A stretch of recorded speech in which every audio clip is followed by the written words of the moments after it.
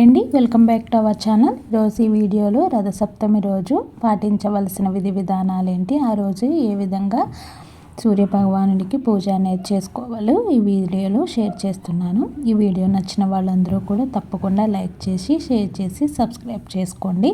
ముందు రోజు మనం ఎర్రని, గులాబీలు, ఎలుపు రంగుకు సంబంధించిన పూలు ఏవైనా కూడా సూర్యభగవానికి ఇష్టం కాబట్టి ఆ పూలను సిద్ధం చేసుకోవాలి. అదేవిధంగా రేగిపళ్ళు, అదేవిధంగా జిల్లేడాకులను కూడా ముందు రోజు తెచ్చిపెట్టుకోవాలి. మనం ఉదయాన్నే ఇంటిని శుభ్రం చేసుకుని 7 జిల్లేడాకులు 7 రేగికాయలు తల మీద పెట్టుకుని స్నానం అనేది చేయాలి. దీనికి ఒక శ్లోకం ఉంటుంది, దాన్ని నేను డిస్క్రిప్షన్లో ఇస్తాను. దాన్ని చదువుకుంటూ మన స్నానం అనేది చేయాలి. 7 లేకపోయినా మనం ఒక్కొక్కటైనా పెట్టుకుని స్నానం అనేది చేస్తే ఆయుర్వృద్ధి, ఆరోగ్యం, ఐశ్వర్యం అన్నీ వస్తాయి అంటారు. కాబట్టి మనం తలకి స్నానం చేసేటప్పుడు ఈ విధి విధానాన్ని తప్పనిసరిగా పాటించాలి.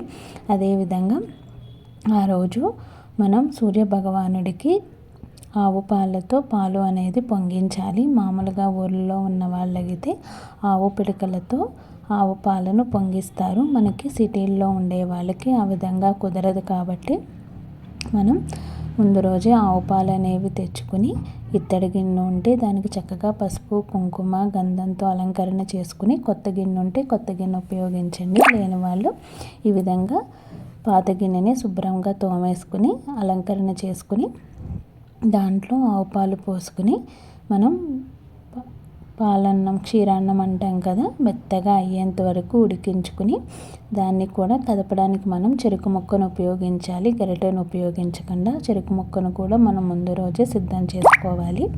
చెరుకు ముక్కను కదుపుతూ అన్నం మెత్తగా అయ్యేంత వరకు ఉడికించుకోవాలి. ఈ విధంగా మనం సూర్యభగవానుడికి ప్రసాదాన్ని సిద్ధం చేసుకోవాలి. మామూలుగా ఊళ్ళో అయితే సూర్యునికి ఎదురకుండా ఈ విధంగా పాలు అనేవి పొంగిస్తారు. కుదరదు కాబట్టి మనం ఇంట్లోనే ఇలా పొంగించేసుకుని ప్రసాదం పెట్టడానికి చిక్కుడాకులను కూడా మనం ముందు రోజే సిద్ధం చేసుకోవాలి. చిక్కుడాకుల్లో ఆ రోజు ప్రసాదాన్ని పెడతారు. ఈ విధంగా రథం ముగ్గు అనేది వేసుకుని ఎక్కడైతే సూర్యుడు కనిపిస్తాడో మనకి అక్కడ రథం ముగ్గు వేసుకుని అందులో మనం ఈ విధంగా సూర్యభగవానుడికి ముందుగా అర్ఘ్యం అనేది ఇవ్వాలి.